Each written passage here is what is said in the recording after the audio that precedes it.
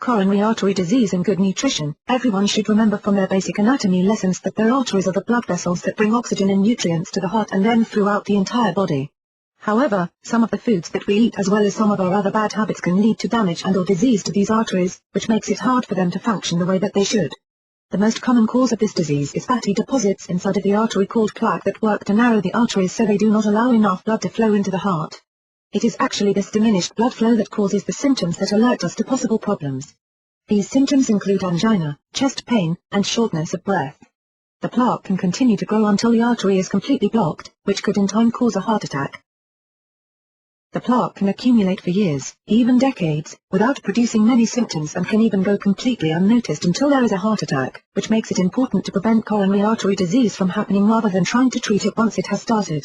The best way to prevent coronary artery disease is by committing to a healthy lifestyle. Alex is 68 years old and retired from a job he worked for more than 30 years.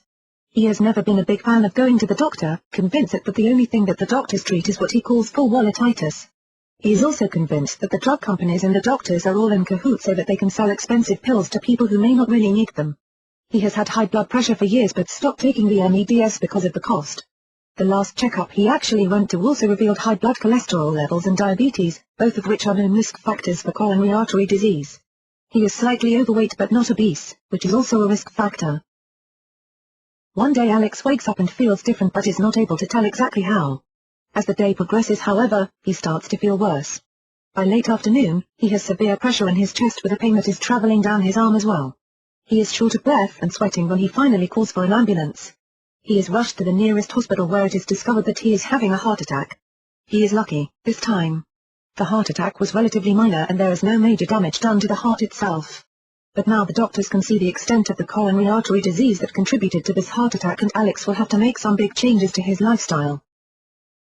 Risk factors and causes for coronary artery disease. A survey of the risk factors and causes should have been a wake-up call to Alex long before his heart attack. Not only does he have high blood pressure that he stopped treating as directed and high cholesterol, but he is also a cigar smoker as well. At 68, Alex has entered a higher risk category for this disease and he should have known that he was at greater risk simply by being a man. His family history is also filled with heart disease and stroke, including his father who had his first stroke at the age of 65 and his first heart attack 2 years later. After leaving his job, Alex has been pretty sedentary, content to go out and feed the birds once a day and then come back in to listen to sports talk radio and read the newspaper or watch television. There are several other possible risk factors for developing coronary artery disease including C-reactive protein. This compound is produced in the liver in response to injury, infection or inflammation in the body. There are several things that can cause this inflammation to occur, including a poor diet filled with fatty foods that irritate the system. Homocysteine, this amino acid is used to build and maintain tissue, however excessive levels in the body can lead to coronary artery disease or other forms of cardiovascular disease. Fibrinogen, this is a protein in the blood that plays a role in blood clotting. Too much of this protein can cause clumping of the platelets, which in turn can lead to a blood clot in the artery. Lipoprotein, this is a substance that forms when low-density lipoprotein particles become attached to a certain and specific protein, which disrupts the body's ability to dissolve blood clots. Source: the Mayo Clinic. Not only does coronary artery disease lead to possible heart attacks, it can also lead to heart failure, chest pains, also called angina, and abnormal heart rhythms, which can also lead to heart attacks. Following his heart attack and his subsequent diagnosis, Alex has been instructed to make several changes in his lifestyle.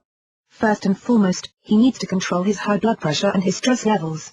He will need to take his medications as directed for not only this condition but for the others that have contributed to his development of coronary artery disease. In addition, he is instructed to get more physical exercise and to eat a healthy and balanced diet that is low in sodium and fat and is high in fiber-rich fruits and vegetables, complex carbohydrates, and lean protein sources. He is also strongly urged to stop smoking. His weight is not far from the normal range, so the doctors are not as concerned with him gaining weight. They are more concerned with him getting adequate nutrition from a variety of healthy food sources so that he can rebound from this incident and continue on with a healthy and full life for many more years to come. One of the changes that Alex is going to be making in his diet is the method that he uses to cook foods. Instead of frying foods, he will learn to make nutritious meals that taste good by using other means such as baking, roasting, or grilling so that he gets the flavor but not the fat. He will also learn to use flavorful ingredients so that he does not have to rely on added salt for taste. Instead of eating a lot of red meat such as pork or beef, he will substitute leaner protein choices such as turkey and salmon, and will also get a lot of his protein from plant sources including soy and soy products, which have been shown to have heart-healthy benefits. In addition to these changes, he will be including ProfectR, a liquid protein supplement from Protica, in his diet as a between-meal snack. It is only 2.9 fluid ounces in size, so he can open it and consume it in seconds and then not have to think about being hungry for a while, which is helping keep him away from his weakness, chocolate chip cookies, especially in the late afternoon when he is feeling a little tired. ProfectR gives him 25 grams of protein, which keeps him feeling full, and has only 100 calories, so it does not put him over the count the doctor set for him.